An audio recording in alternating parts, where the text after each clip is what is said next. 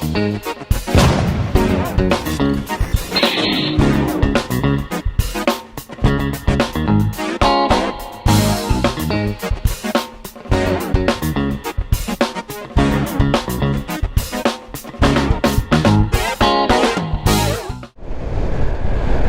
everyone, welcome back to Nat's Knackers Yard. I'll be Nat. This won't be my Knackers Yard, this will be my knacking commute.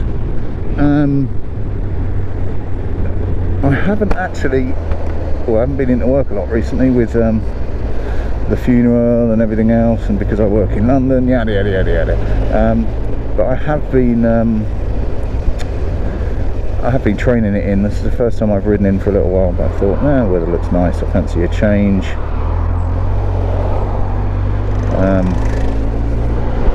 So I thought I'd jump on the bike, and I think the bike's appreciative. It's just filled up with fuel. I am going to keep an eye on my fuel economy for a commute, and just make a mental note of how many times I can do it on a tank. That's not really for the channel, that's just for other CBF 1000 users, riders, potential buyers, etc. It's the sort of thing people want to know, because let's face it, you can go off any fuel consumption stats, but nobody ever gets the claimed miles per gallon out of any vehicle, frankly, because they're basically tested under ideal conditions, aren't they? So and a stop-start commute is far from ideal conditions to do a miles per gallon test, but it's realistic. It's what most people do with bikes. It's what a lot of people do with bikes, ignoring, of course, the Sunday fun day riders out to a cafe and back, which if I was gonna do, I would do on a very different bike than this one. Are you gonna pick a fucking lane? Very good of you. Yeah, so we'll see how we get on that side.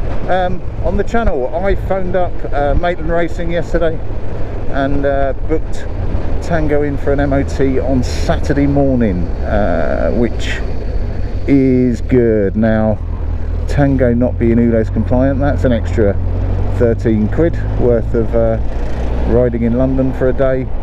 Why do I do it? Two reasons. One, that MOT station, MOT Platts, is my current favourite. They're good guys, they're not overly anal, they are very safe, you know, there's no hint that they'll pass anything that's not worthy, but they will also sort out minor things and then just let you know they've done it, which is, you know, ideal. They want to get your bike through the MOT, so they'll help you out, but, you know, I stress what they won't do is lie or do anything dangerous. They're good guys more than anything else. It also gets me in the neck of the wood of motorcycle rescue, so I would like to, or I aim to, drop in on Charlie Motorcycle Rescue while I'm there, because it's a similar neck of the woods. In fact, it's probably Charlie's nearest MOT Platts. I do need to find somewhere decent nearby me, but the places that I found, either you need to phone them 3 weeks in advance,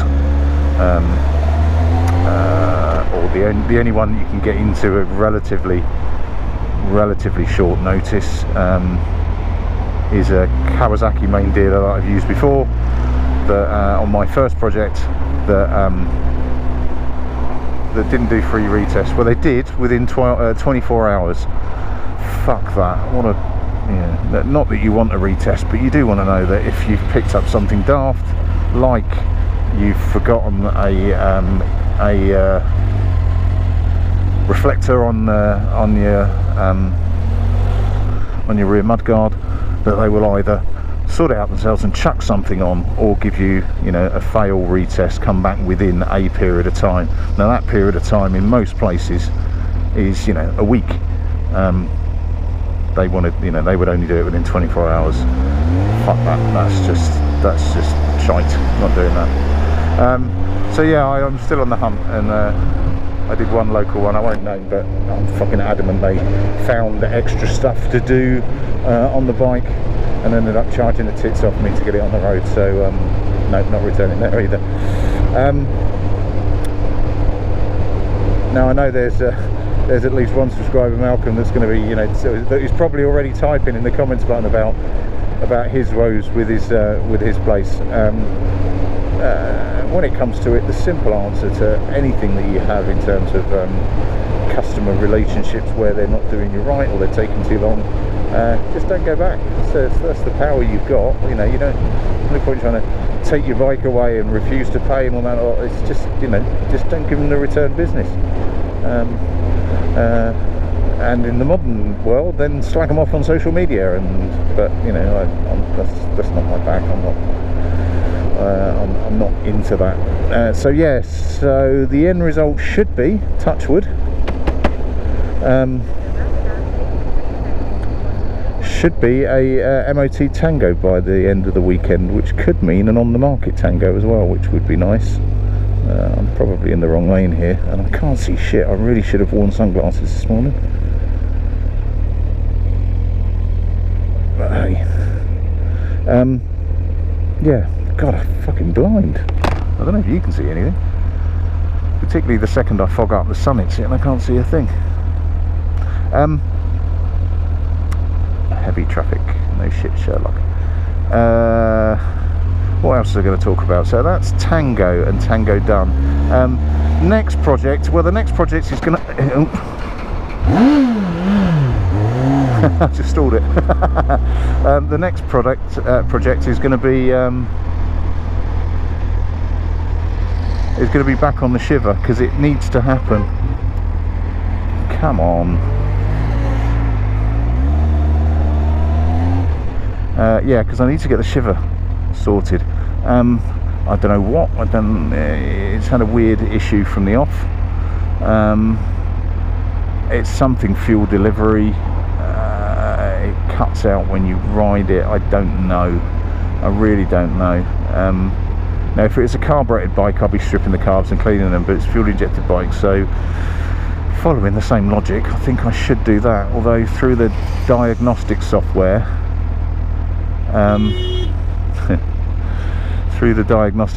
it's not showing that it's that there's anything blocked or anything dodgy, but we'll see. I'll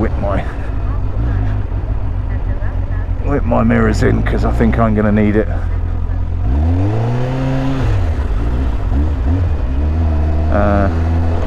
Slightly embarrassing to stall your bike while you're on camera, but hey, my fault. I didn't change down gear. I just tried to pull away, and I think third.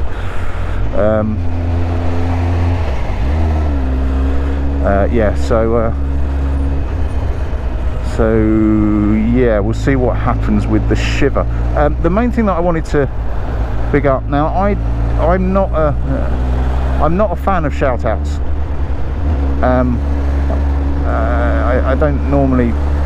I don't really endorse other channels. There's a few that I do, and I have done in the past, and I'll probably do again, that are either, you know, small and unrecognised, smaller than mine and unrecognised, similar size, or particularly good, actually. And that's the particularly good one is the one that I want to talk about now, actually. Now, one of the bigger, and if you're watching this, you probably do already watch, and if you're not, then I really suggest you do, because it's bloody brilliant, is Doghouse Customs and Craig, because it's just a fucking amazing channel. You know, I think he's an ex-blacksmith, or is a blacksmith, but his stuff is just, you know, it's miles beyond the rest of us, including Charlie, including Carl. You know, he is a fucking different class. Definitely including Del Boy, and also including Matt Hudson, the Dirty Garage guy.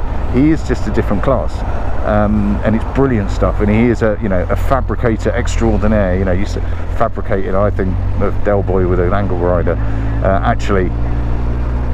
Actually, you know, fabricating properly. He's just, you know, the guy's really good, and it's an inspiration. I sound like a fattened boy. It is really good, but it's a huge channel. It doesn't need endorsement from some little twat like me, because it's considerably larger than mine, considerably better than mine, and more importantly, he knows what he's doing. There is a smaller channel, and I'm amazed that it's smaller than mine. I think it's because he's only really just started filming what he's doing, not doing what he's doing, really.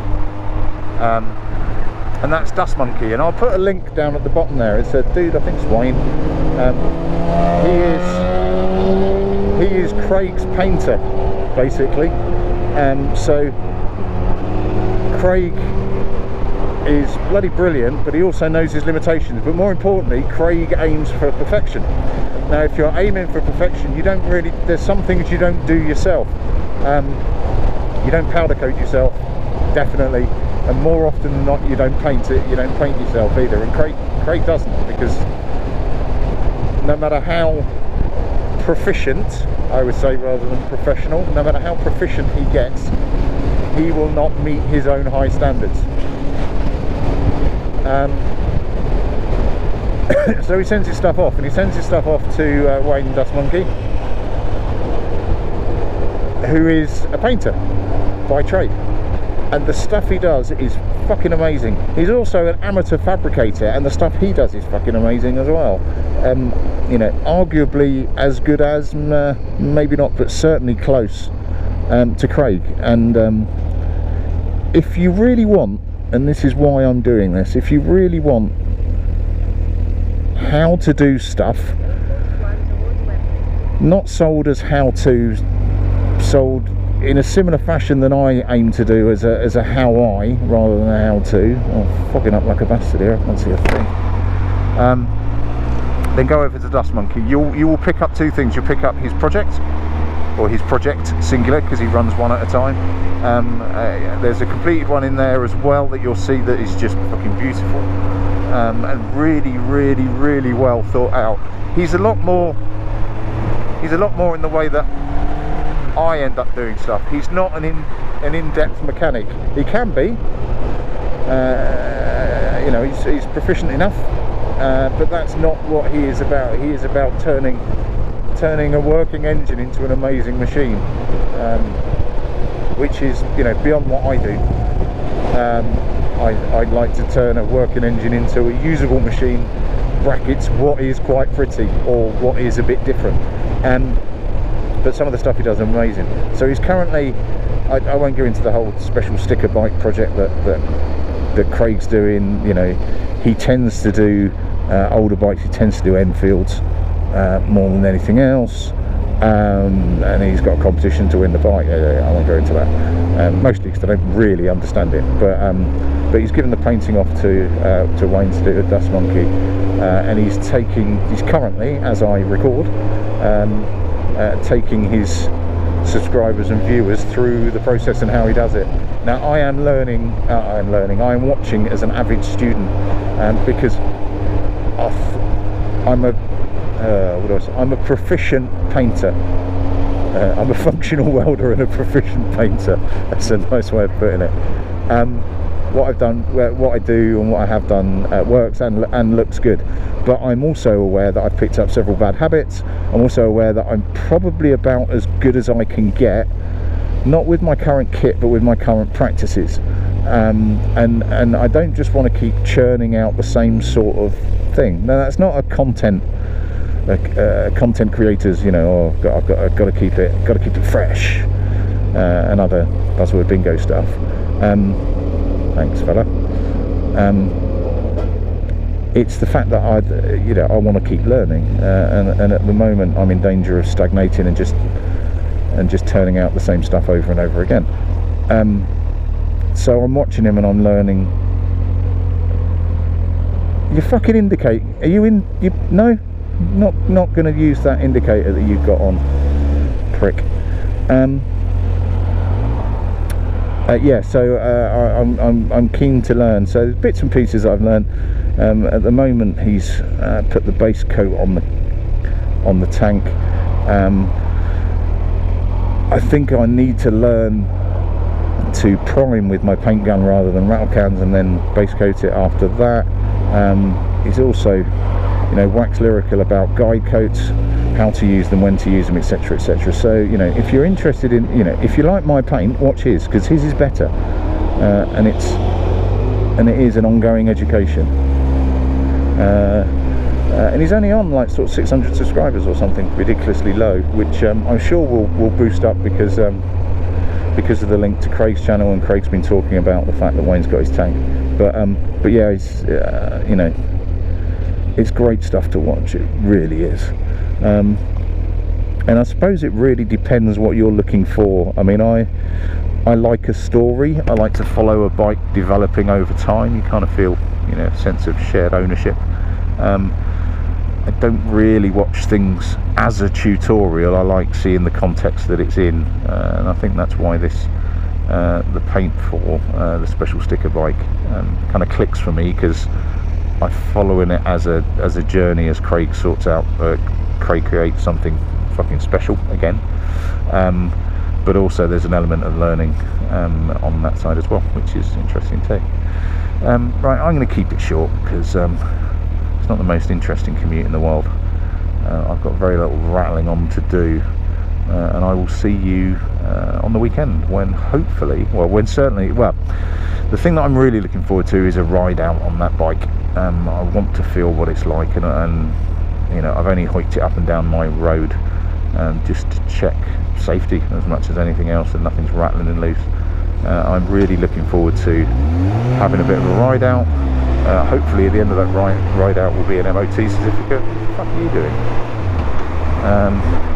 And I get to pop in on a mate that I've not seen for a little while as well, so that'll be cool. Right, cheers all, I shall catch you later.